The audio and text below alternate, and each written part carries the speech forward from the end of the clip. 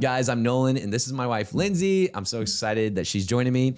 Today's episode is going to help you process through what is the purpose of God on your life. If you've ever wondered, like, who am I and what is like my future? What career should I be in? What should I do with my life? What should I do for the next 10 years? Does God have a purpose for my life?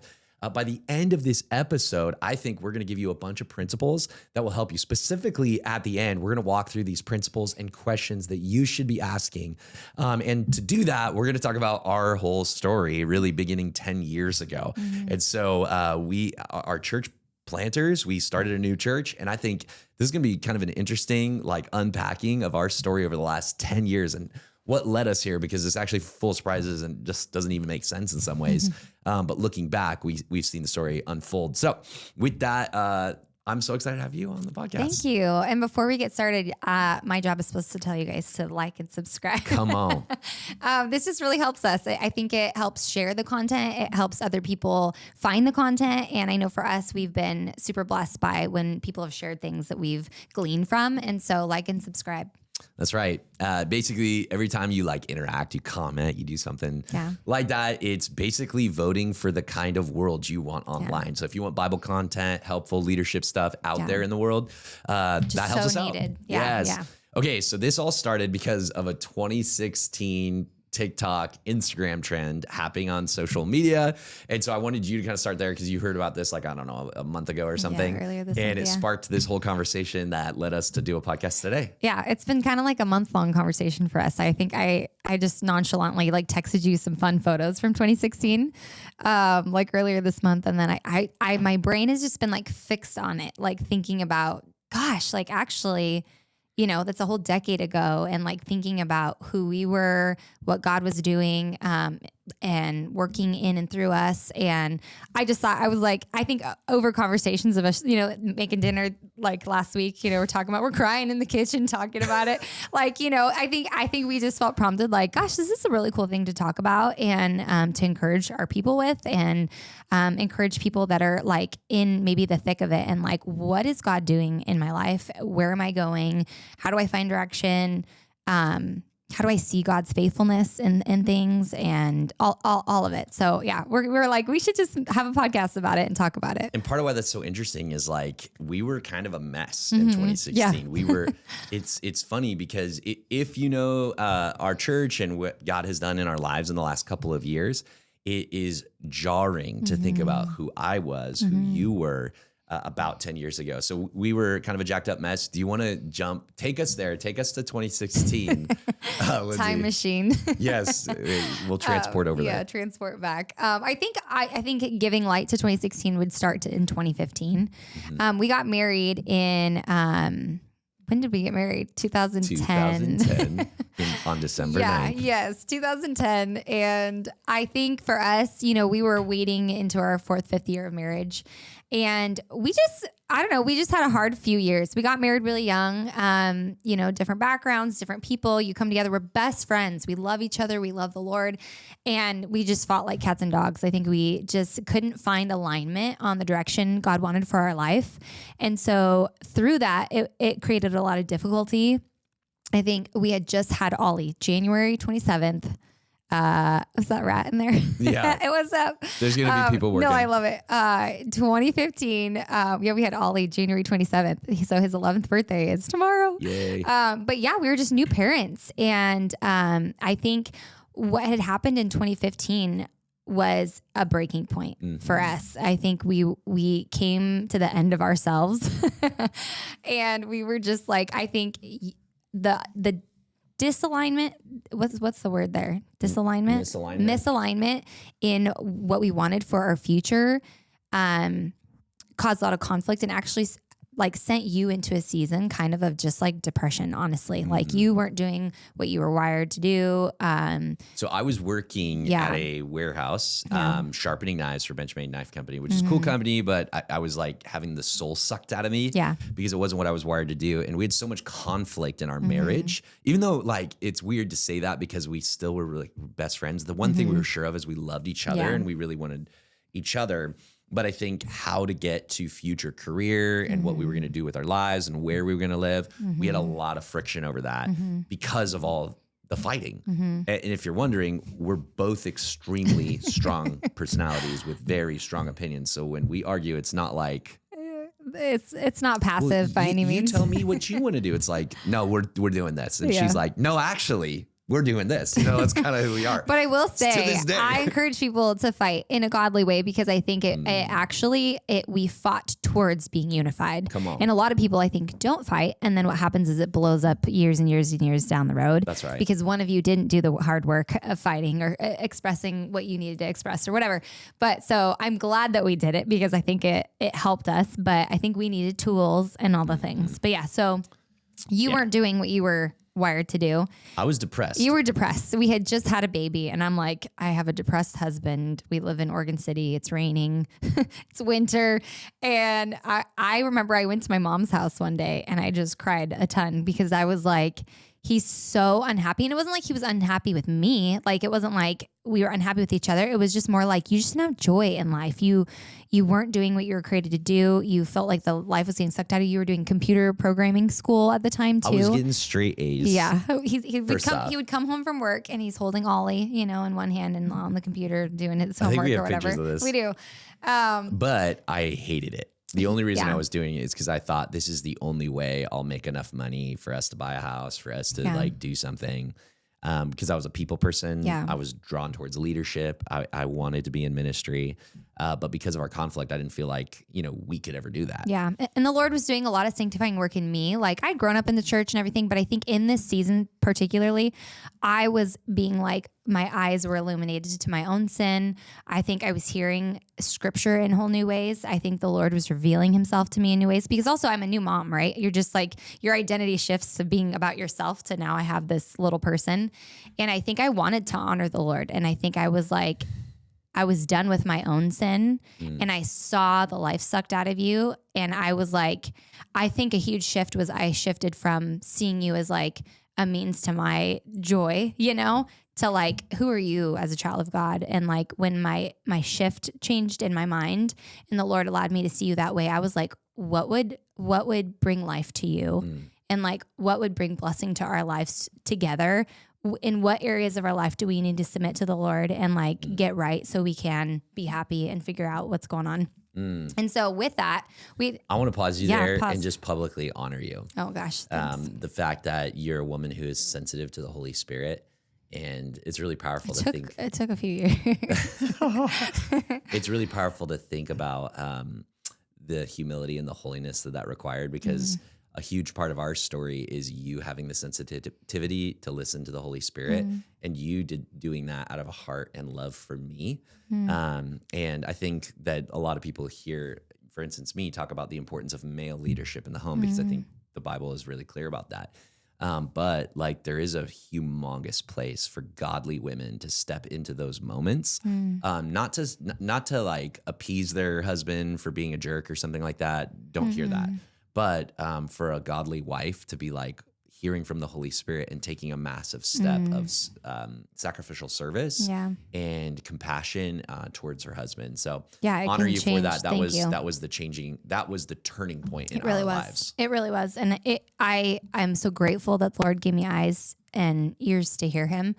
And it truly came because I was at the rock bottom, you know what I mean, of my own sin. I was exhausted. I couldn't function well with you, And so, and I'm naturally an optimist and you're naturally a pessimist. So even in our hard season, I'm still like, what? We have it so good. Like, what are you talking about? You're depressed, So, but just having eyes to see where you were and who God had wired you to be, blah, blah, blah. So then in that season, so now we're in the summer of 2015, and we had friends that were just like, hey, you should come to our city group. Hey, you should come to our community group. Hey, drive out to Gresham, 40 minutes from where we were living and come to our Bible study. And we were both like, why were we like that? Well, I think for us, we were in a place we weren't in community at that point. We weren't at a church. We had tried going to a church with a newborn and it was really difficult. So all the people that get there on time with a newborn, mad props because massive we shout would out get there to like moms. 40 minutes late and be like, oh, this is so dumb. We should just leave, We just couldn't find where we wanted to be. I think a big thing was where do we want our kid to be raised? That's like right. what kid ministry do we want them in? What curriculum are they using? What, all these things. And so that's what, and you just weren't really like passionate about anything at the point. So I was so discouraged about the direction my life had gone at that point, career wise. And like, I had gone to a bunch of Bible school and seminary and seminary classes, that is. Yeah. And I think, because I ultimately dropped out, but I think what happened to me in that season was it was like the joy of church was sort of being sucked out of me. Now we're talking a period of like, I don't know, 4 to 6 months. Yeah, like 6 months. Yeah. And we were kind of popping into churches. Yeah, but it was we weren't committed. Point, we had been leading, serving in kids ministries, student, like we were always involved. Yeah. So it was heavily. a jarring We were like season. heavy church people. Yeah. So we reluctantly went to this community group. And wait, one more thing. Yeah. Why was Gresham such like I think what's helpful for people to know is Gresham's a city east of Portland and like 40 minutes east of Portland. We had lived mostly in the Portland area, which is cool. There's a lot of cool things there, and Southeast is really cool where you grew up. We really liked that area. And so we were like, just didn't want to live over there in like the dump. Because Gresham, anybody from Oregon who knows Gresham would be like, Gresham's the worst part of Oregon. Yeah. Like it's a piece of trash. It's kind of a small town too. It's like, it's just a like, dump. yeah. If you're from Gresham, I don't know what to say to you. No, but I think people drive through Gresham to get to Mount Hood to go snowboarding. Yeah. Anyways, and then on top of that, like I had grown up in Gresham, and it's like, here's where all the kids from my high school were. Yeah. Like Not my fun for reputation me. was just like, I was a turd. You know what I mean? Yeah. Like, Yeah. it wasn't like, hey, here's this solid, mature No, it was like Christian we'd walk down a dude. grocery aisle and you'd be like, quick, get to the next aisle. Yeah, I don't Quick, want to see turn that around, person like, again. like everywhere we went. The dude's like, my party boy. Yeah. I was like, no. Yeah, run.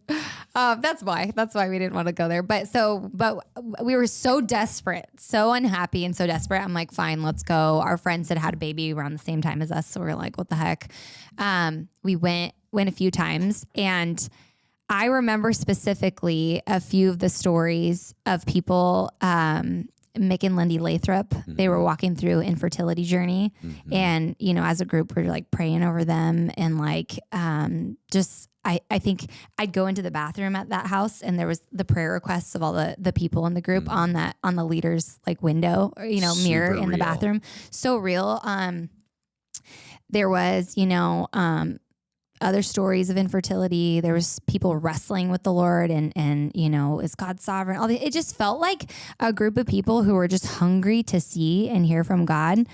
There were skeptics and Christians in the same room. Yeah. Which we had been to some churches where it was like mostly Christians. Yeah. And we were the only people trying to reach anybody. Yeah. Yeah. But like it was really refreshing to do real life with people in a context where you had a mixed bag. Yeah, your brother at the time was part of that group, and your younger brother and one of your longtime friends, Tyler. And so coming away from that group after a few times, I was kind of like, we should just join that group and go to that church. Like, I think we should just commit. Like, you're friends with all those people, even though we're not like super close at the moment. Like, we should just do that because we're so lonely.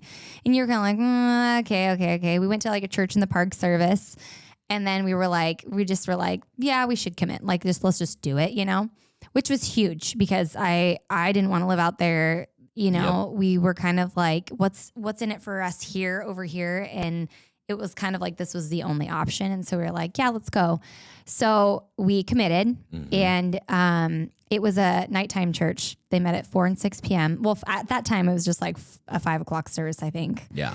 And you signed up to help with build out, stacking chairs and vacuuming at the end of the night. They had like the setup tear down team, and that was all I was like willing to do. Yeah. I was like, yeah, I'll just serve. I didn't want anyone to even know kind of that we had pursued ministry or we were in leadership at other places. Like I was just like, man, Nolan was a fly on the wall, which if you know him, that was weird. I was, It was sad and weird. But anyway, stuff. I think it was just like a season where we're like, okay, let's jump into this. I went to a Bible study with the women. I drive out there. And then toward the end of the year, Jason, our lead pastor, had approached you and took you out to coffee. And he was like, hey, I want to ask if you'd be willing to like help start a youth group here. Like we have a bunch of teens.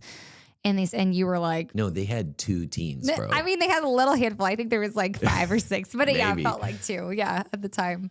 But yeah, he had been a youth pastor before too. So he was really passionate about seeing that get started up. And I remember you came home and you were like, Jason asked me to lead the youth. Okay, we got to back up on the story. Before we jump into starting the student ministry or whether that happened, I want to actually zoom in on. I know I'm highlighting you a lot, but I think this is a huge part of your journey. That was very hard for us to like plug in, and you now were driving something that you didn't necessarily like originally want. I think you were experiencing some blessing there in community and stuff. It was difficult. We were driving 40 minutes. I still had the job I had out there. We still lived in an apartment out in Oregon City, which is again, it's like 40 minutes away or more. I want to ask you, like, talk to me a little bit about like just the principle of full and fast obedience to the Lord's prompting and like just to Jesus. Why is that so important for leaders listening to this? Because there are a lot of leaders listening to this, but there's also people in our church. Why is full and fast obedience? Why was it so important for you in that season? I think I saw my sin in saying no to things that God was either leading me towards or prompting me to do. I think I saw I think the lack of blessing in our life, just even joy, because I had said no because I thought my comfort was here, like this felt comfortable or this was the norm or whatever. Really, it was not comfortable at all. It was miserable.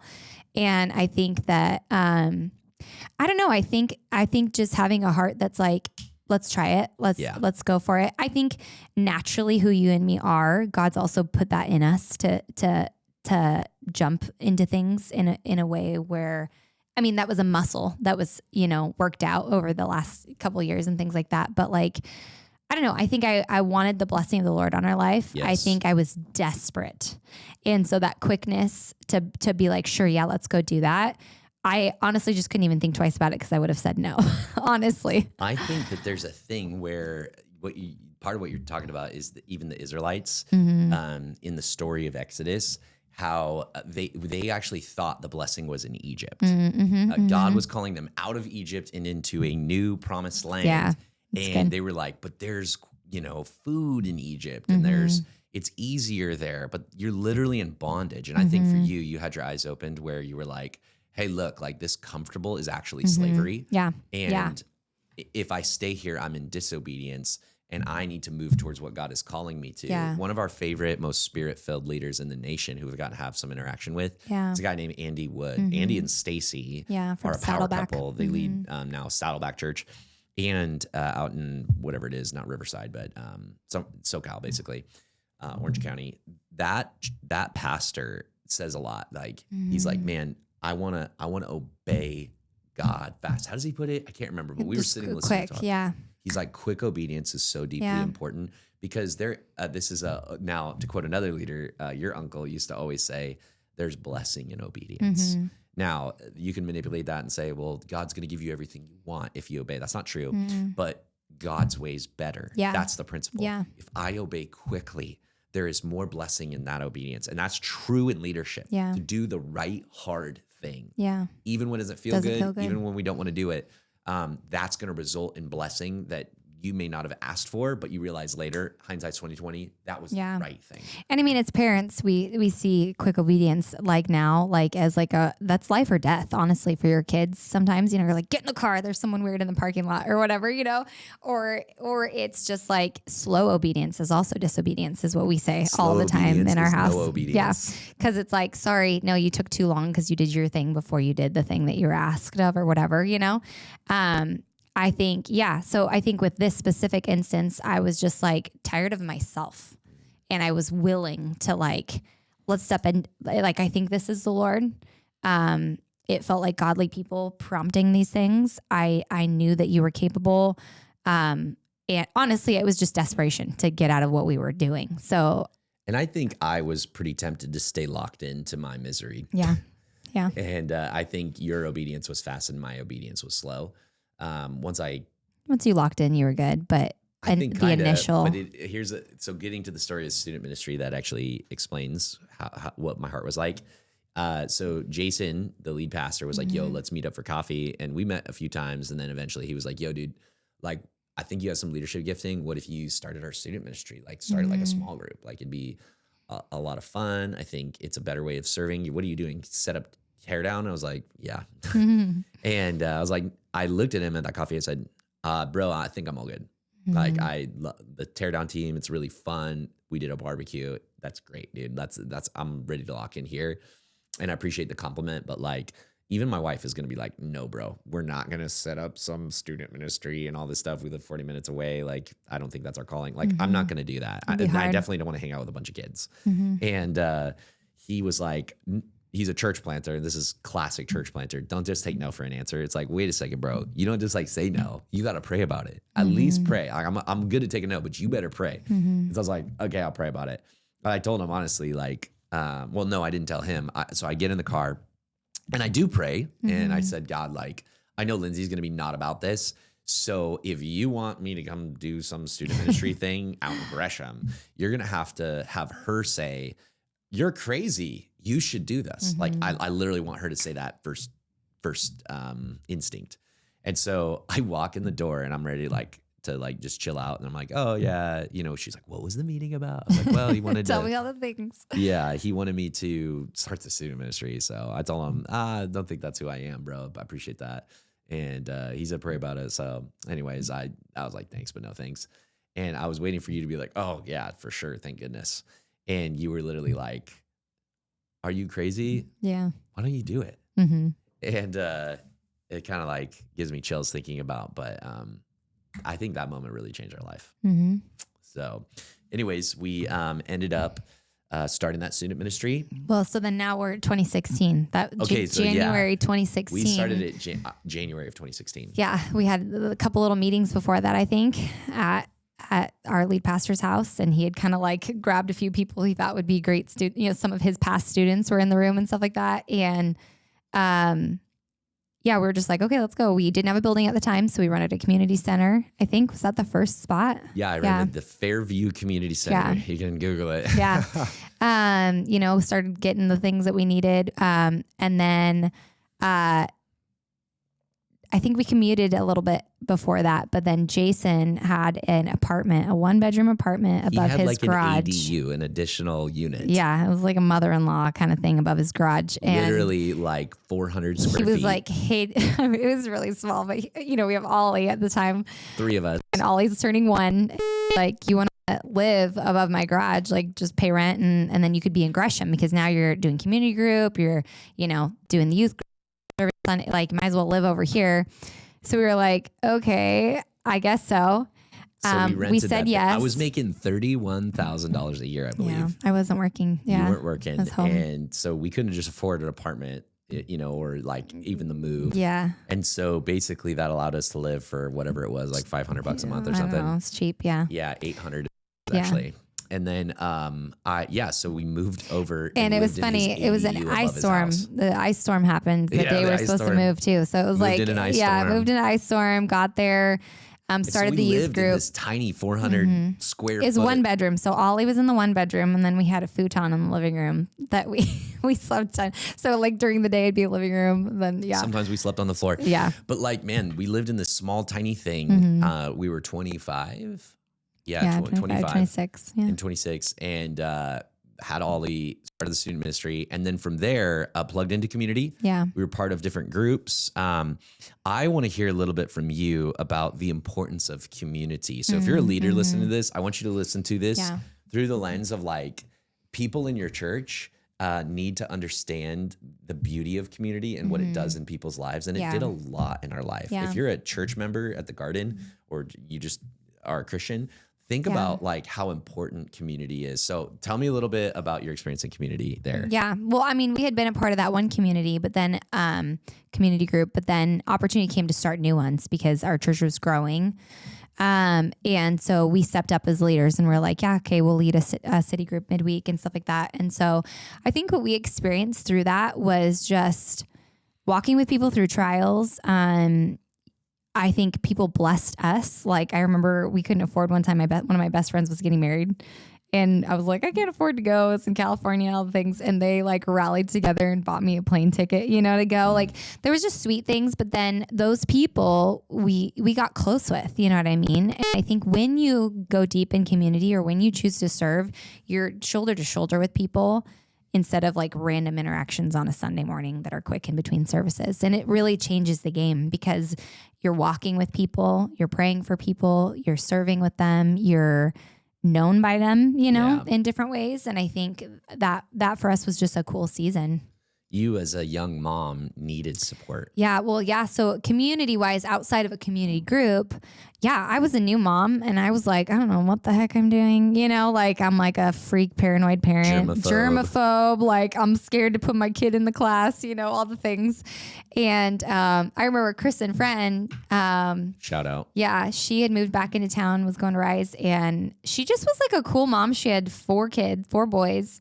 And I was like, I should probably learn from her. Like, I feel like she's a great mom, And she invited me over for coffee. I'm sure her house was a mess, She's got baby stuff all over. And she just made me a cup of coffee and just totally welcomed me into her home. That's right. Didn't even get ready, like hair in a bun, just like, come on over, feeding the chickens or whatever. And real and raw life. Just real and raw life. And I remember life. I appreciated her because she was like, let's open up the word together. She was kind of also just willing to say hard things. Like I was like, oh, I'm so scared of my kid getting sick, and she's like, if you guys aren't getting sick, you're not in community. And I was like, oh, just like, but it, things like that, like she was willing to challenge us. She's willing to challenge us. Yeah. Yep. I think shortly after that, I helped her kind of start like our women's ministry, like just putting on some events or whatever, Bible study or whatever, for a season. How did that help you being in that much community? Like what did that do inside of you? I think it just made me feel supported. It made me feel like I had people that I could be like, hey, how do I do this? Should I, give them this kind of formula or this kind of formula or, questions just about like, motherhood I think new motherhood is such an interesting thing because it's a complete identity shift for the girl. I think because you're just, the guy too, but like I think you're just pouring out as a mom, and you're not your old self anymore. You're just a new self in every way, shape, and form. And you're also just like you start to have values. So you're like, who has my same values? Because I don't want to just hang out with anybody, because they have different values for their kids or whatever. And so, I think it's just like a different time of life. And for me, I could have either easily reclused, gone inward and been like, no, I want to protect my kid. I want to do my thing or not. But I tried to challenge myself to plug in with different people or friends, in order to stretch myself and kind of like be outside of myself. How did that affect you as a disciple? Like what kind of disciple of Jesus would you be had women like Kristen and other women in the church not come around you and vice versa? I think I was so blessed by them encouraging me. Wow. Like in that God had you had this specific kid. Like God chose you, like you are capable, he can equip you for this, that, or the other thing. And so I think that helped me have like a heart towards young moms, you know what I mean? Like when they had kids and stuff like that. Another interesting thing though was then we quickly had a couple other kids after that, and I had to have a mind shift too because I was really heavily involved, and then I was all of a sudden like juggling 3 kids, and you were deeper in ministry now, serving in larger capacities. And there's different seasons for different things. I'd tell moms because I think there's going to be a season where you can pour out, and then there's going to be a season where you're called to tend to your family and serve them and serve your husband and make sure that that's going well. Because I think when you don't want to like throw your family to the wolves to serve the church in a sense, you know what I mean? But in a sense, you're serving the church also by making sure your family's really cared for. That's right. And so there's flip-floppy seasons. So that's 2016 for me. I was all in. Like it was like Ollie was on my ergo on my back, and we were at youth group with you setting up chairs. Like that was that season. I want to give people a little context because you started into serving and then we veered into motherhood. No, this is really good because it helps me understand where we should go. Yeah. I think that there is an interesting context here. So I jump into students ministry, and then basically you and me start to serve. One cool, and I want people to understand like how invested we were in the church as like volunteer members of the church. And then I want them to see what that looked like juggling family and also your calling into ministry. Yeah. So what's really powerful is Jason, who's our pastor, was a very giving and generous dude. And so he had been really successful in business, and then he started the church kind of from that part-time.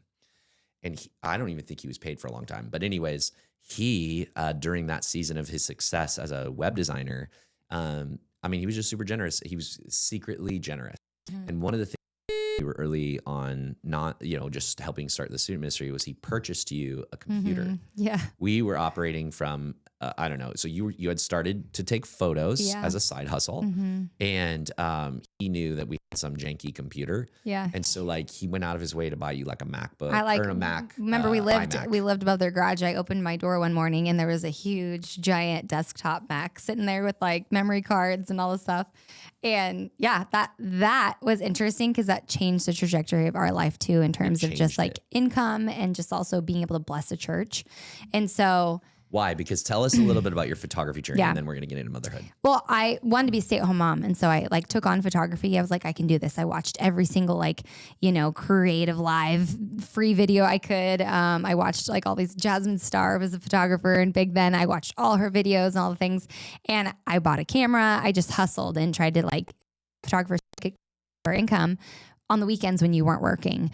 And I think that year, 2016, I launched into weddings, and that computer really helped me to be able to do that. But then I was able to in turn start like taking pictures at church and documenting what the Lord was doing there, helping with the Instagram and things like that. But that basically catapulted me into being a photographer, which Jason was smart. He was he's you're like, super I'll talented give you photographer. this so you don't have a computer. Maybe I'll give you a computer and you'll feel guilted into taking some dope photos of our church. Yeah. And 100% it worked. Yeah, it worked. So, but it was generous and also strategic. I would say, and I think I've even told him and other people this, I found more joy taking pictures at baptisms than I could ever with any wedding or family portrait session. Like that was like, it was a thrill to be able to document beautiful moments like that for the church.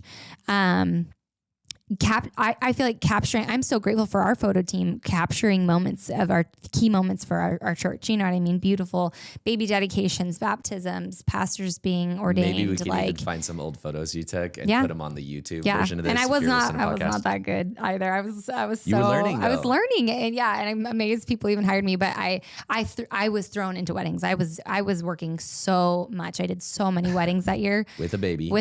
Yeah, he'd be like on your back in an ergo, serving at church with you, photo team. It was fun. But it also launched you into leadership because you weren't just a practitioner. Now you were a church member, and we were learning a lot about leadership. Yeah. We joined the team leads that church. We joined just about every team of that church at some point.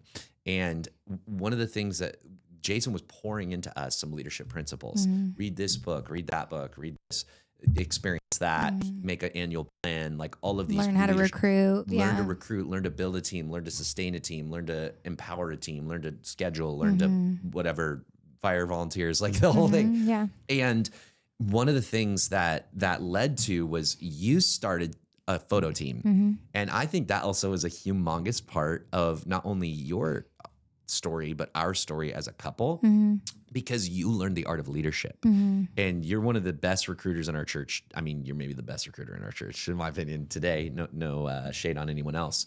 But you've started 6 teams at our church, single-handedly spun them off, empowered new leaders. I'm desensitized to feeling awkward with people and asking them to do something. But at the beginning, I was not that way. I was so embarrassed and reluctant and apologizing on their behalf and saying no for them, sweating and saying no for them, prematurely and all the things. And that it's a muscle that you have to grow as a leader. You know what I mean? When you're calling people upward to things. You have to calling out their gifting, That's right. Reorienting their the way they look at serving. It's not like filling a hole. It's like God has wired you with this awesome gift. You take the best videos, you take the best photos. Would you be willing to share that with the church? Yeah, you learned the art of speaking life and encouragement into the gifts that God has given. It's not about you. You're not gonna put your name on your photo. God might digs through it. If people see you taking photos and they your photo style or whatever, dogmatic but it's about the Lord. Yeah. The culture of that photo team and ours was, hey, this is not a way to build our portfolio or a way to build our platform, but this is actually advancing the kingdom of God. So we're going to sacrificially keep our names off it. Yeah. And we are going to promote the name of Jesus through the story we're telling via photo. Yeah. And all of that came, like I watched you develop that over 2016, 2017. It's kingdom storytelling, yeah. I got to see you gain a passion for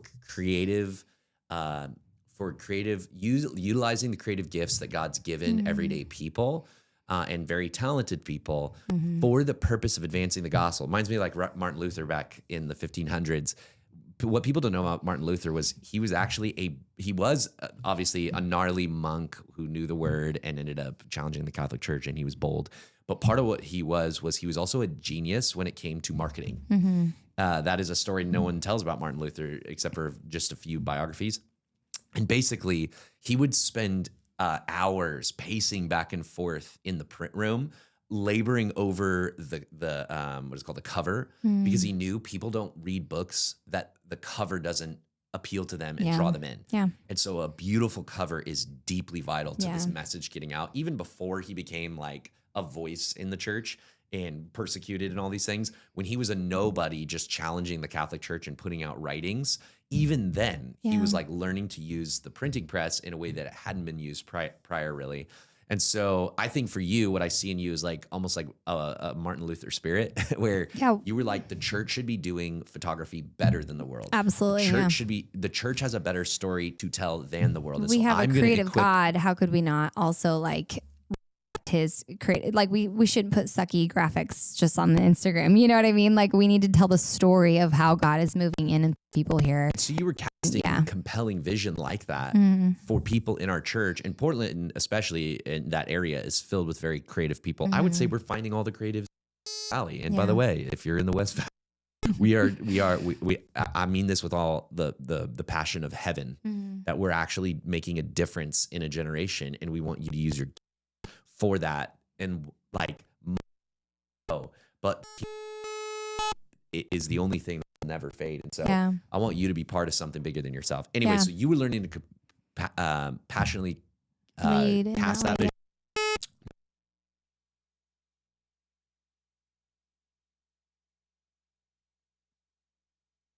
Other areas you serve, just bullet point it. Like, what other teams did you build? What other things did you there was just different needs. It was so cool because it was such an early church that it was like someone starting a prayer team that, hey, will you serve on the prayer team? Sure. I'm so nervous to pray with people, and he's like, don't fold your arms when people approach you, leave them down, like all the things, that you learn. I helped the kids check in. We were community group leaders. We did youth group. You taught classes. What did I do? Yeah, we just like helped with events, wherever there was a need. Honestly, we were like, sure, we'll help, I think the willingness to be involved is we gave our lives to something bigger than ourselves. And it shifted our eyes too, more from like earlier on in our marriage, from being on each other to the Lord and what he was doing around us, Say that again slower and really talk about that. As we served and committed to the local church, not in a way that neglected our family, but in a way that really actually like our family benefited from. I think it changed us looking at each other for joy and fulfillment, and like being, for each other, like you're for my, I need to have joy from you and you need to have joy from me.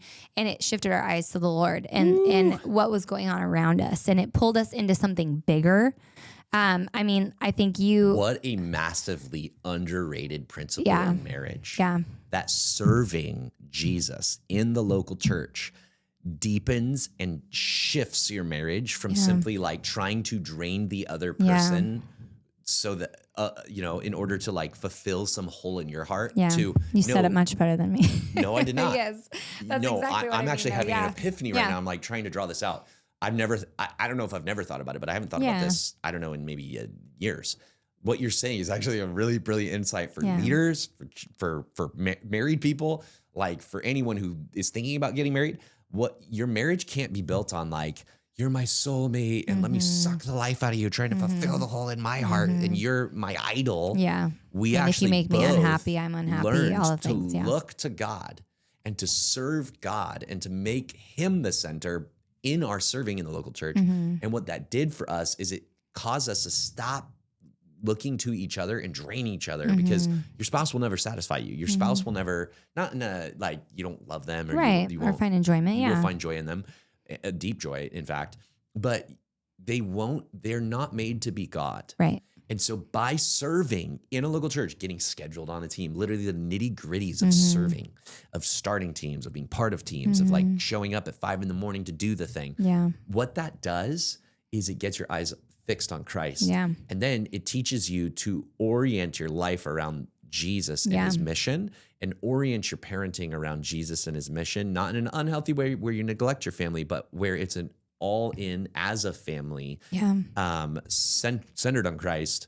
That's very powerful. And that's what we did too with our kids. Like that was the trajectory of our family. Even the culture in our family was also like, we're going to orient ourselves around the church and serving and others, rather than we're not just going to be about us. You know what I mean? So it's like, oh, someone needs to stop by. Someone needs help with this. You know, you learn boundaries. Obviously, you learn how to protect your family and all the things. But I think our hearts at that point were just like, what does God have for us? We want to quickly leap into that. I think, you know, for, you know, thinking about more of 2016 too, like you were doing this youth group thing and you were still working 45 minutes away. And we were like, this isn't working. This is so hard. And you quit that job and you took on 3 jobs instead, plus volunteering. Makes way more sense. Yeah. And like this is all in that first 2016 year. You were a barista at Starbucks. Yeah. You worked for some cold call business thing that someone had to start up, and you like cold calls. And then I was a salesperson for and a then you were doing some graphic design for Jason too. I was doing web design. Or web design. Very different, I guess. Learning some graphic design. Yeah. You know, that's actually an interesting thought. Like, a lot of what we were doing in 2016 with the hustle of church and working 3 jobs and all the things were just little seeds that God was putting in our life 10 years ago that now have grown into why we've planted a church. And that's why it's been so emotional for me to process all that. That's why, like, the other night I'm in the kitchen crying. We're making chili or whatever we're doing. Like, cause it's like we had no idea the preparation that God was doing. It was like a season of desperation, a season of like, what's the word? You're just trying to stay alive. You know what I mean? Survival. And like, you know, I don't even know if we were feeling joy yet. Like, I don't know if we were even like loving the church and all this stuff. It was just kind of like, okay, we're all in, we're here, you know, we're doing it. Yep. And I think that, I think even. Can I say something on that? Yeah. I think one of the things that God was doing back then, just because we had said yes and we had started down a journey, God started planting things in our lives and preparing us for a future season. Yeah. That we did not know was coming. And on the entrepreneurial side, like, I hadn't started a business up to that point, and you started a photography business. I didn't have any hard church skills other than just maybe some natural leadership and some extroversion and some winsomeness. And, you know, but like God started to harness those things. I had like raw material to work with. Like, I was wordy and not wordy. I was, I don't even use words well now. I had word gifts, and I think that I was oriented linguistically. But God started to harness those gifts in the context of a student ministry where I had to preach. I got opportunities to preach from the pulpit really quickly. I got opportunities to lead people. The opportunity I had to work a little bit with the web design stuff forced me to learn Photoshop. It forced you to learn some of those things, Lightroom and video editing. Because we were so engaged in all these things, needs would arise. It's like, we need a graphic design, but the church doesn't have a budget. So like, let's just make a graphic. Hey, this graphic, what did you think of it? It wasn't that good. How could we improve? Let's Google dive that. And then I was like, I've never used Photoshop before, but like, the one thing we have as a budget is he can afford Photoshop payments months a month. So I'm going to get on like every YouTube video and learn Photoshop from nothing. And in like 3 weeks, I have to produce a full like line of these graphic, whatever things. And dude, like, what that does in a dude and in a couple is you start to learn entrepreneurial skills of nobody's going to show up. I just need to do it. I have to figure out things from scratch. Like, it's a startup mindset. And I didn't know then. It's crazy. I didn't know then that I was going to be like, teaching me skills to plant a church. Recording podcasts. No idea. Recording podcasts, editing audio, like, and that's not every church planter uses those things necessarily. Sometimes there's other ways to do it, but I think the kind of church we would eventually start in the Valley was one where if you don't know our story later on, 10 years later not 10 years at this time. Yeah. Now it's 10 years later from 2016. But in 2022, we got called to start the church. We started an Instagram account in August of 2022 and basically started to tell the story of like, what would it be like to start a church? And, like watch the story of how does a church get started? And we might actually fail. We don't know what the future holds. Follow to watch if we fail. Yeah. And people started following that. And we started to we learned some marketing skills in those early days. It was like all the little things that we had done and every element. Yeah. And the fact that we were willing to jump into different areas of serving too, because God was legitimately preparing us for the setup, tear down, the, putting on events, photos, all of it, literally every aspect of it. Other things you may not know is we started a podcast to then promote on the Instagram about the journey of church planting. Yeah. Like we would go to assessments in 2022, have people say like whether they would score us on whether we could be church planters. It's like American Idol. And we then would jump on the literally, and then we would right after flying home from Texas or wherever across the nation, San Francisco, we'd be like, okay, so they gave us this score and like, here's what happens behind the scenes in church planting. And like, here's how we're emotionally processing that. And here's the things we learned. And here's the people we met and the leaders we met. And even though this leader didn't like me, like, man, like I learned a lot from him and I learned how to like absorb. And we were sharing that on a podcast. And then that podcast was then pumped on social media and that started to gain traction in the city, the target city we eventually moved to. We were still living in Portland. Yeah. People don't necessarily know that. And then we learned skills at the beginning of church planting as, volunteers and stuff. Not only like podcasting, but like, how do you build momentum? Yeah. Starting a student ministry, I learned like, here's how communication should go out. Honestly, like a little small church. It is. What student ministry is. Yeah. But like, here's how you should organize your communication. First, meet with the parents, get them on board, really cast vision for like, hey, there are kids in your kid's school who need to meet Jesus. And then beginning to persuade and beginning to mobilize God's people and beginning to help them see the vision. And then the order of communication. I know it sounds like cheesy, but it's not. These are hard skills of every leader. You need to know how to like communicate to a small room and then a slightly larger room and then a bigger room in order to mobilize people towards a goal of like, we're going to have this launch and we're going to start with 40 kids. And then from there, how do you like continue to build momentum through like events and hey, there's this important date coming up. Here's what how we need to think about that. Yeah. Here's what God's doing that and tell God's story in that. I think another thing we learned throughout those years was storytelling. I think story is I don't talk about this much anymore, but for those years I was helping that church plant, I think one of the biggest skill sets or important, like skills that I learned was like how story shapes everything, both theologically, like God is a storyteller. He is the God of a great story. Yeah. And he leverages the gospel story. I mean, our salvation hinges on the story of Jesus. And then how then, because God is a storyteller, we are story creatures. Yeah. We are shaped by story. Everything that is human is story. That's why like people get so down on preaching. I'm going to totally go on a detour for a second. People are such haters on social media. They're like, just preach the word. Don't tell stories. But the reason why pastors tell stories is because God shaped the human mind and the human heart to be drawn into story. Yeah. And by the way, the whole thing we're preaching is a story. Yeah. And so don't get so down on preachers as they tell stories and anecdotes, unless that's all they're doing for the sake of just being comedic. Yeah.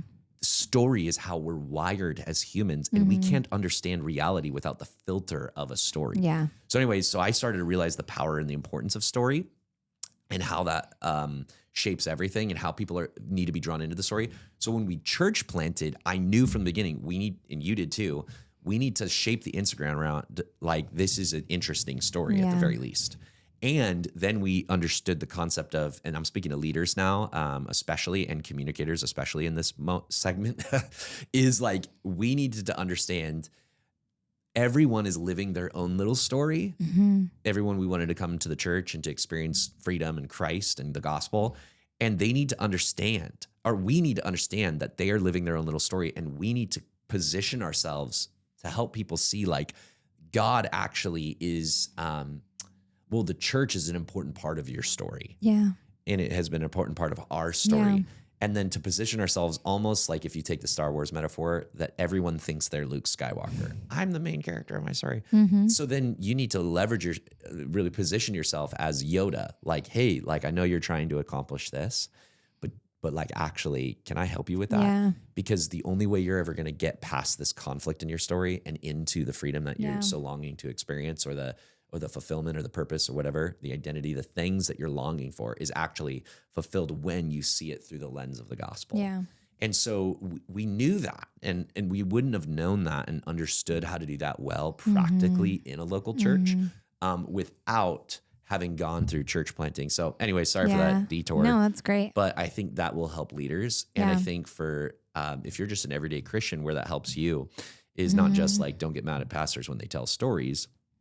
I think the way it helps you is to understand that, like, maybe if I can apply it, you actually are living a story. Your story does matter to God. And your story won't work if you are the main character. You actually one day have to have a shift in your mind where Jesus becomes the main character, and you see yourself as fixed and part of God's grander story, his mission and his vision for the world, that he's making Christ king, and so you're a part of advancing his mission. Until you see that, similar to the humble marriage thing, like, make your marriage about the Lord, serve in the local church because it's about him. Don't fix your eyes on yourself. When you start to reorient your whole life around, I'm not the center of the story, then healing is going to come into your life in a counterintuitive way, for sure. But it's going to be extreme, beautiful blessing and healing in your life. So, okay. What are we missing here? I want to make sure we get all the things, because you had massive 2016 stuff that was really powerful and beautiful. I mean, I think more of the 2016 things too were just like what came from those seasons. Like, praying for certain people to come to know the Lord or to come to church with us, That's good. I think that, Were there people that got saved during that season that would be worth sharing? Yeah, I feel like, in that specific season, I'm not sure, but like soon after that, a few years down the road, we had been praying for my aunt, to come to the Lord, and Ollie'd pray for her all the time, and she got baptized at that church. Well, can you tell that whole story? Like, because we were at that church and got a building. Yep. And we bought we bought an old skate world, and we were going to renovate it. And we had a worship night there before we started the renovation. And we were like, we'll write down people's names, that we want to either come know the Lord or come here, all the things. And we'd written down their names, her name, and Auntie Kat. Yeah. But actually, I'm just having a random memory. Before that, we were talking about needing a building. We weren't even on the skate world trajectory yet. And I remember we did this event at the community center. Oh yeah, go back to that. Yeah, that was probably way earlier, like 2017, 2018. I don't know. Yeah. But it was little tiles, I think, that Jason brought. And he said, write names on these, and we're going to pray over these people. And we had written your brother's name on it, your older brother. And fast forward years later, he later, became this, not only got serious about Christ at that church, baptized his kids. Yeah. But my brother, who hadn't been attending church at that time, is now leading this. He's now leading the safety team. And his wife's on staff, all the things. So it's there was cool, one right there, that God uses the local church and our efforts in the local church to save people that are near and dear to us. Yeah. And then Auntie Kat's a cool one, because once we were on the building trajectory, we ended up buying old skate world. And on the rink, our pastor had us write on the rink the names of people we wanted to see get baptized. I think it was on our Victory Sunday that we were celebrating, like funds raised for the building and stuff like that. I don't even remember what these events were. There's always an event for everything. Yeah. But Ollie, our oldest, wrote Auntie Kat on there, because we always told him, like, we love Auntie Kat. She doesn't know Jesus yet, and that's okay. We're praying for her to know Jesus. And she's the most lovable woman. And that's your dad's sister. Anyways, and then months later, once the building was all constructed and everything basically was good enough to meet in. Well, fast forward to when we did a baptism, she ended up declaring Christ and getting baptized. Yeah. And so with her name written on the rink underneath by Ollie. And so God just uses church plants. Yep. If I can pause there for a second, what would you say to the person who hears this story and they're like, maybe they have like a desire to be in ministry and they're not in ministry right now. And maybe the lens they're hearing the story through is like, see, that's why I need to be in ministry. And what would you say to that person who thinks the moral of this story is like, yeah, my wife should let me be in ministry and I'm not? Yeah, I would say I hope that's not the point of this story. I think the point of this story is God's faithfulness. I think the moral of the story is like choosing to look back and see like they did like with the Ebenezer stone thing, looking back and sharing with your kids, like, look how God has moved and done these things and prepared us and refined us and shaped us and tore us down where we needed to be torn down, all the different things. And like, looking back and seeing how to do that. I think also having open eyes to see where is God directing you right now. I think for the person that's like ministry is the answer. I'm like, I don't know. I think we all have different giftings, different wirings, different callings, and that's not going to be true. I think you have to be really careful about who you listen to too. I could have had people that are like, well, you should do photography and be a big photographer one day and blah, blah, blah. Yeah, that would have been cool. People say that. I did have people say that, but I was like, actually, I feel a calling to be a pretty present mom. And I want to do ministry alongside my husband. That was my calling, That's right. So how can I make that desire and gifting work into what God's actually calling me to? You do have to be careful about who you listen to. I would listen to wise people. I would listen for the plurality of godly people who come under the word of the Lord and the same encouragement from many. You know what I mean? Yes. I wouldn't fixate on one. Why the same encouragement from many? Because I think when you surround yourself with godly people, when you're in community, you get a better evaluation of who you are based off even maybe just like the mix of all of their opinions of you and thoughts of you and for you.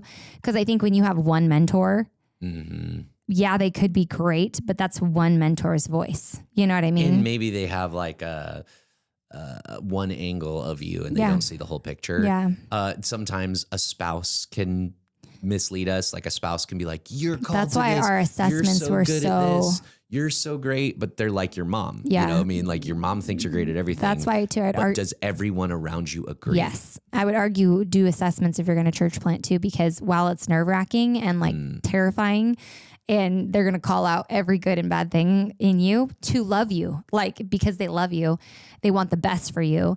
I think it's a plurality of different eyes and ears who are godly people testing you and seeing how you respond with different things, situations, past references, all these things. And they're using their God-given, amazing wired brains to help filtrate. Hey, actually, this is a huge weakness area for you. You might love to preach. You cannot build anything. Hey, you might love to build things. You cannot preach. Hey, actually, you seem like a really selfish person. Yeah. How are you going to get your butt up? You might be on really Sunday mornings talented, and but your character is low. Yeah.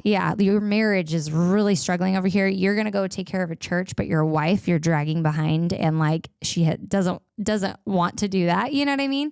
Isn't excited about that. Like, I think the plurality of voices is important. And so not just that's for the church planter and assessments and all that, but if you're just like a person in your life, grab different mentors. Don't grab one for one thing. Grab a few different people. Hey, I really admire this person, their parenting. I admire this person for their marriage. I like their business strategies over here. Learn from all of them. Hopefully they're all godly people. You can learn anything from anybody.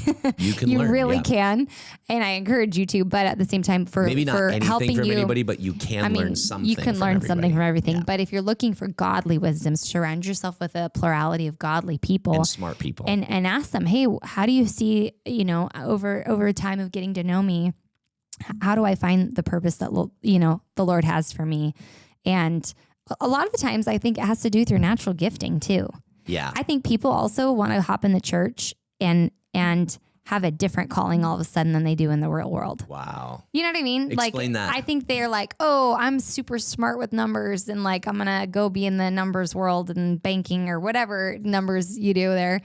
And then they come to the church and they're like, actually, it's my weekend. Like, I want to relax. And like, yes, you can serve in different ways. I'm not saying that. I love the guy that's like, I'm going to serve the toddlers this weekend.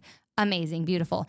But some people have specific gifting that would be so beneficial for the church, like people that are trying to find a building when you have a facility team that you need, people using their gifting to help you figure out land and,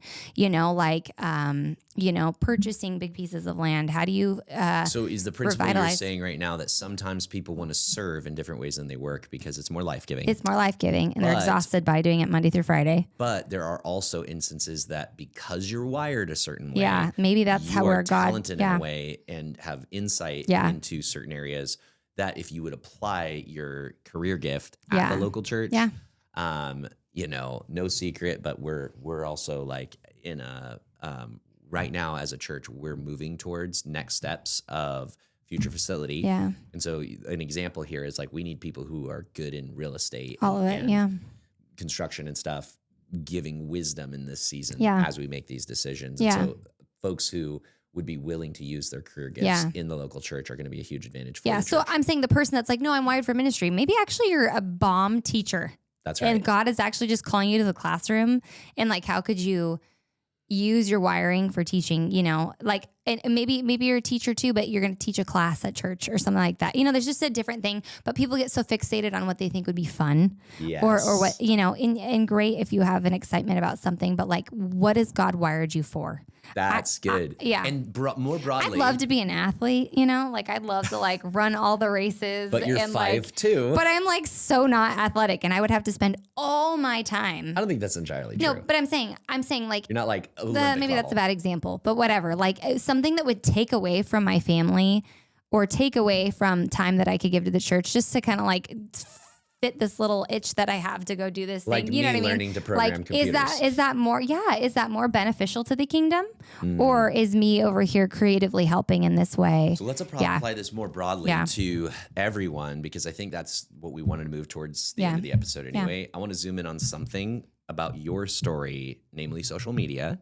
And I want to then kind of just draw out this principle for everyone looking for how am I wired and what is God going to do with my life? We've kind of shown throughout this episode, like, hey, in 2016, we were not ourselves. We weren't who you know us to be now. We were really struggling with our marriage. I was really depressed. I was doing computer programming. We had one kid, and life was a nightmare. And then through one radical moment of obedience, we were led away from that and towards church and towards community, and then ultimately towards participation and serving in every conceivable way that then shaped us over the years to eventually plant a church. 10 years later, I think people look at what has happened to the garden and who we are, and they would never assume that like, whoa, this was a decade. What I want to encourage and then ask you specifics on is for somebody who, whether it's ministry or not, like just the average Christian or a leader, maybe somebody listening to this on a leadership level is asking like, what should I do with my life? What is God going to do with me in the next 10 years? And how do I know? What should I chase down and what shouldn't I chase down? And how do I do that? So to help those who are asking that kind of question, like what does God want with my life? And maybe you feel like you lack purpose right now. I want to ask you, Lindsey, to kind of zoom in, use your social media story a little bit. You ended up helping with social media at that church, and that became one of the most significant factors of how we planted this church. 10 years ago, you started to like run their Instagram account, right? And you learned stuff about yourself, and you'd never done that before. Instagram was new, like I think, or kind of new. Yes, yeah. And basically, I want you to now then come back and speak more to the person, not just ministry, but the person who's like, how can God use me in the next 10 years, and what steps should I take? Does that make sense? Yeah. Do you want me to talk about social media or just like next step kind of things? I want you to think about the person who's struggling to know their calling. Yeah. And then I want you to walk through your social media story so that they can see how a calling takes shape. Yeah. Does that make sense? Yeah. So I think what I'd say though, if you're looking for your purpose, sometimes you're so fixated on that and your dream life scenario that you're fixed on that when actually God's calling you to simple next step of obedience things that then take your eyes off of what you're so fixated on onto him. And then he can easily reveal to you your purpose or different ways to serve around you or serve others.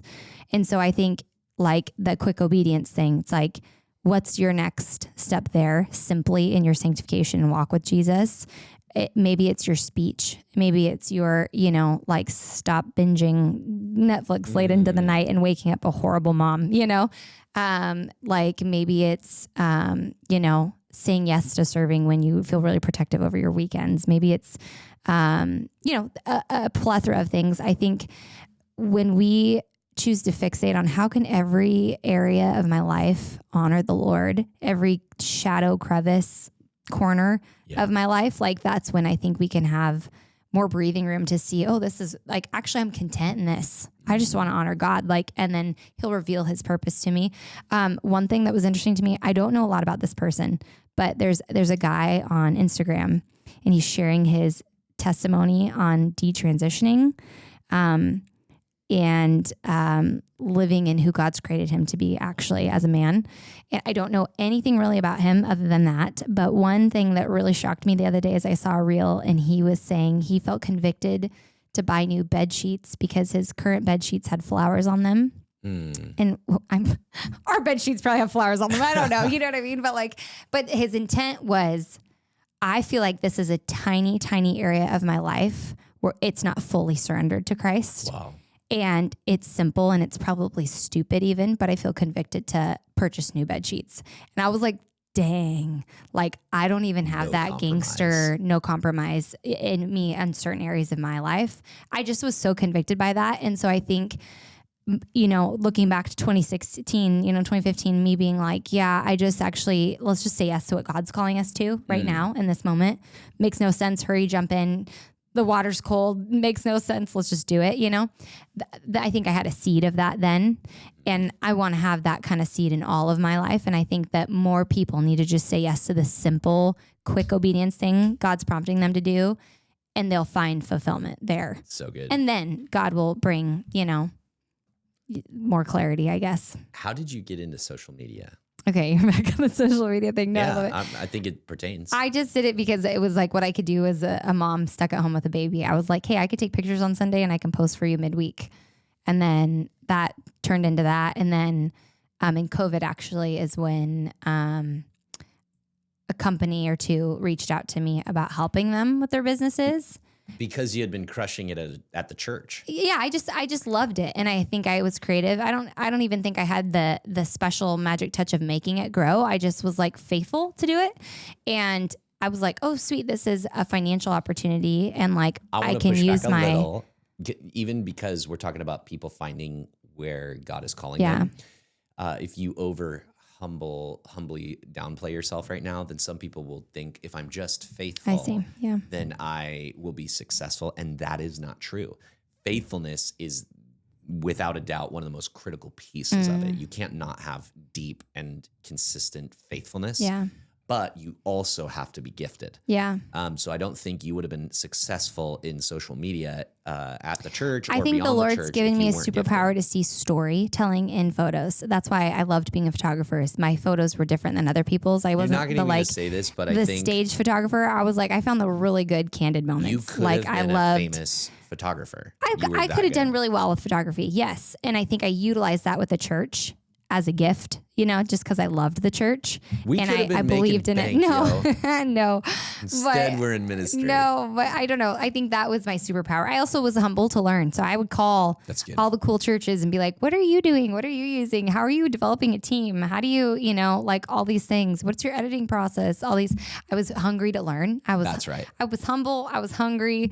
I hustled, all those things. And I think that's what grew it. So then that work effort, I guess, and paid off, and I helped other accounts grow. Work ethic is an underrated part of stepping into God's calling. I got to help other accounts grow, but then God used all of that unbeknownst to us. What do you mean other accounts before you get there? I started a couple other accounts for businesses and Tell helped. us what kind. No, I don't want to talk about it. Well, okay, one was it was a flight school, so I all of a sudden had to become like a pilot, like out of nowhere, and learn all these things. And I was horrible at it, but like you were not. But it was also when she had dudes in jumpsuits, like reels doing, were like, dances. It was the whole thing. It was when reels started. It was 2020. How many people ended up following that Instagram account? I think it was like 15,000. It was cool. With like it was fun. Zero ads. Well, no, we did ads after a while. It ended up like 20,000. Okay. But that was also just I was utilizing my photography, Your girl my creativity. Had 20-some thousand people following with nothing but raw viral reels. It was fun. Some of her things got like millions. Yeah, it was fun. Views. It was fun, but it was also, I attribute it all to the Lord because it was a small seed of Him helping me understand the tools to then help us with this church plant. Like we started an Instagram for a place that we weren't even in, and it you didn't worked. know that then. That's what I'm saying. I see. Yeah, like. But can I just say it really quick? Yeah. She was just taking the next right step. Yes. We were broke, and she was like, "This person will give me $500 a month to like run their Instagram and see if and I'm gonna play with it and see if I can grow, and that's gonna be fun."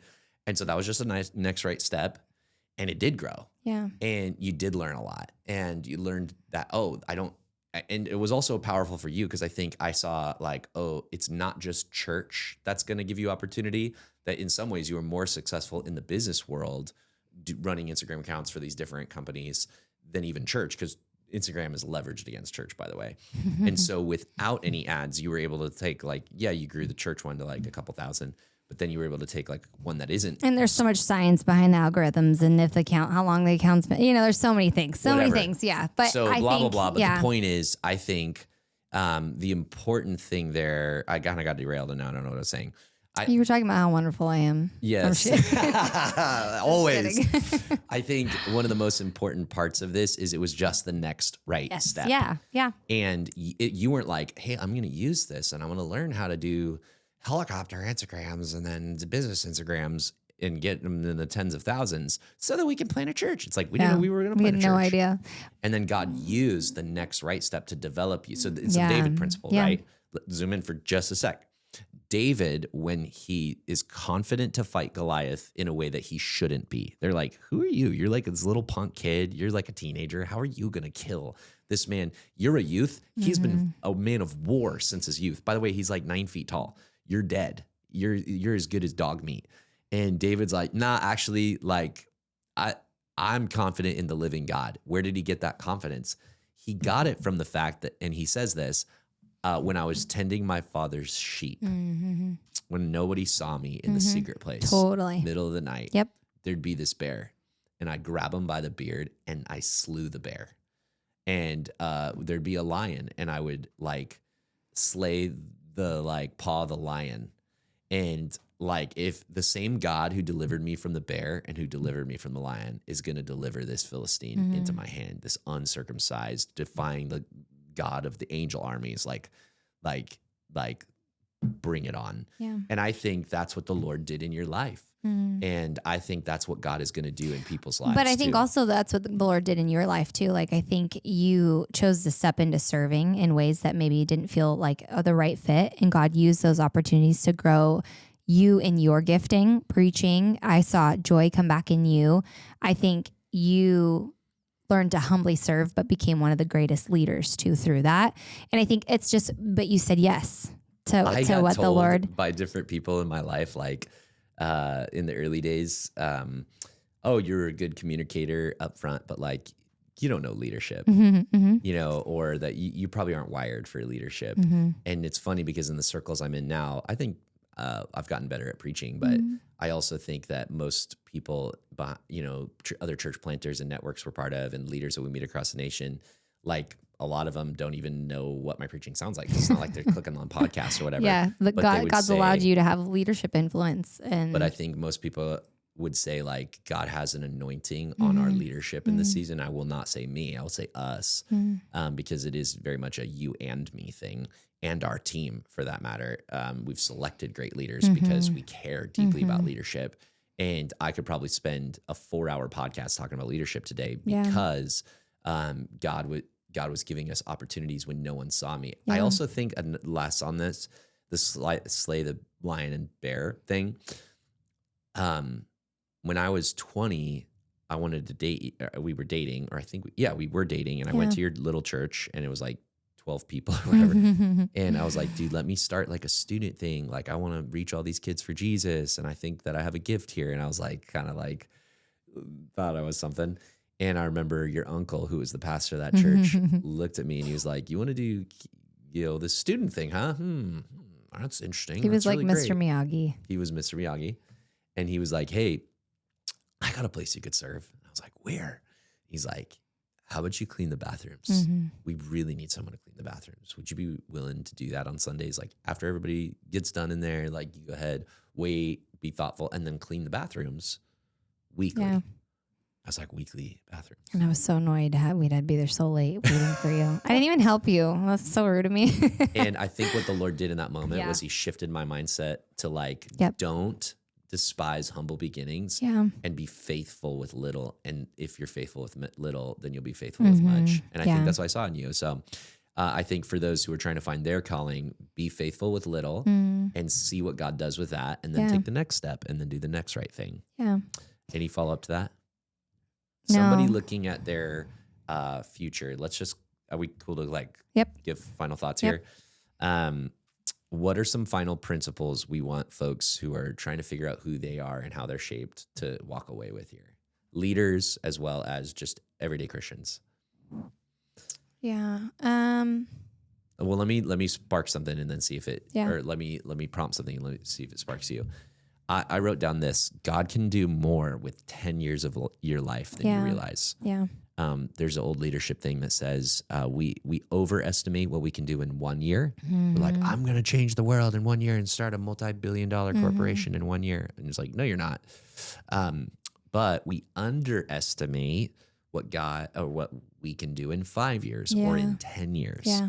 10 years later, I went from being a depressed loser with a jacked up marriage to having a very healthy marriage, walking strong with Jesus, and planted a church that I think is a church of influence and a church of health and a church that's reaching lost people in a totally different part of the country than I was at that time.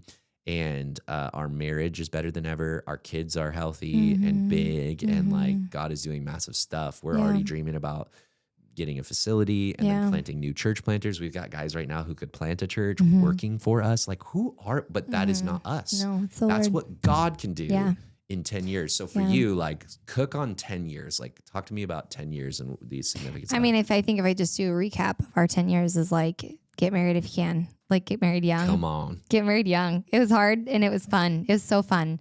Marry your best friend. I think fight with your spouse and seek healing, seek tools, seek sanctification. Don't give up. Like, fight for your marriage. Really good. Forgive each other and repent over and over. Good. Join a local Bible church. Like, just join one and make sure it's a good one. Or start one. If you're or a church start one. Yeah. Yep. But I think go all in. Like, serve your guts out. Good. Orient your family around the church. Don't Good. blink, because those years feel so long. They really do. Like, especially if you have little kids. You know, like, just thinking of who I was as a young mom. I'm like, I was so just bored in one way, super busy in another, sleepless, you know, exhausted, overwhelmed, not knowing what to do, depressed. all the things. And I'm like, I could have never imagined who I am today. And, you know, my brain's still a little foggy, but like, I have big kids, you know what I mean? Like, and I just don't blink. I think choose to dive headfirst into the uncomfortable things that God is leading you to. Like, have eyes to see those things. We couldn't have dreamt up what God would do in 10 years. And I think now, just perspectives, we see pruning, we see molding, we see refining, we see ripping apart bad things, preparing us for bigger things than we could have either dreamt up. And I love this verse, Ephesians 3:20. Now to him who is able to do far more abundantly than all that we could ask or think, according to the power at work within us. Like, I think that's when I look back at this decade, like, that's what comes out of me is like, I'm like it's so cool. God is so good. That's so sweet what he did and what he does. That's who he is. Won't he do it? It's a good word to end on, babe. Appreciate you coming on the podcast. I want to leave people with prayer. I know it's got the cheesy, like, we're praying to the camera. We're praying to the Lord. And do you feel comfortable doing that? Or do you want me to do it? I might cry. I don't know. I think I need you to. Yeah, I'm just grateful. I think that so many people I know right now are in thick seasons of, walking through scary times, walking through seasons of unknown health crisis, infertility or hardship in their marriages. I think our church is so beautiful because there's a culture of people, even yesterday, just hungry for the Lord to move in their life. It was wild. We had like a time of prayer and like so many people coming forward, so many married couples. Some of the services had lines of people out the back, like waiting to get forward for prayer. Yeah. And I think so. I just have so much grace on. There's so many people that are like, I'm in the thick of it and our life isn't perfect. We're just talking about highlights right now, Yep. But I think that we're just talking about perspective and the importance of looking back and just have eyes to see how God has moved and trust him to move and also do your part in follow his lead, Yeah, you can pray. I'm not. Sounds good. Lord, I just pray for those who are listening to this podcast. I want to pray specifically over the everyday believer who maybe they're a business executive, maybe they are a warehouse worker, maybe they work at a Starbucks, but wherever they are, God, I want to pray that you would allow them to see that you have more for the next 10 years of their life. Thank you for the faithfulness over their life now. But God, we're asking for increased clarity about their future. Help them to take the next right step and not despise humble beginnings. I want to pray that you would give favor to leaders who are listening to this podcast, the ones who want to do something more with their life. They're considering church planting or they're considering what else they can do in leadership to improve. And I want to pray blessing over that. I want to pray that it would always only totally and completely be about Jesus and that your kingdom would come and your will would be done on earth as it is in heaven. And we pray for just an increased explosive growth of your church. I feel that we are truly on the edge, the precipice of a coming revival. And we're seeing the birth pains of it now. So we just ask you would bring it to full fruition, God. Whatever your will is, we are ready, but we also we just want you to know we long to see your kingdom come crashing in. And so we pray for a tidal wave of grace over this year and the years to come for your church and for your kingdom. In Jesus' name, amen. Amen. Thanks for being on the show, babe. Yeah. All right. If this is helpful for you, like, subscribe, share, do all the things, and we will see you next time.